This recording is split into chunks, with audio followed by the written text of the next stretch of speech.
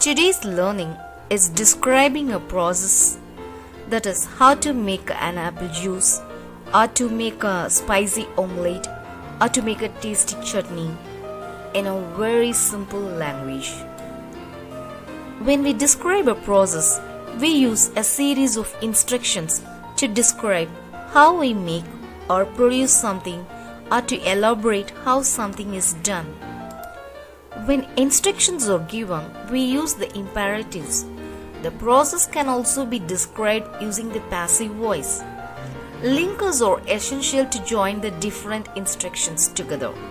Terms such as first, then, next, and then finally are all used in the narration. First, let us prepare a delicious apple juice. First, take 2 apples and wash well. Then cut the apple into small pieces. Put the apple pieces into the mixture to crush. Next, filter the crushed apple juice. Finally, add sugar and serve the apple juice. Using the imperative sentences, let us describe the process of making a spicy omelette. First, take 2 eggs and break the shell.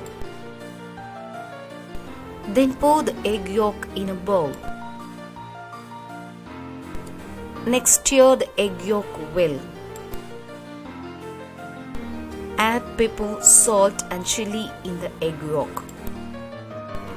Finally, pour the mixture in a heated pan to make an omelette. Now let us attempt to describe the process of making a chutney. First, take 1 cup of grated coconut. Then take half cup of roasted gram. Add 2 chillies, grated coconut, salt and roasted gram in a mixture. Next, add water and grind the chutney well. Then fry mustard seeds, black gram and curry leaves in a heated pan. Finally, add the fried items to the chutney.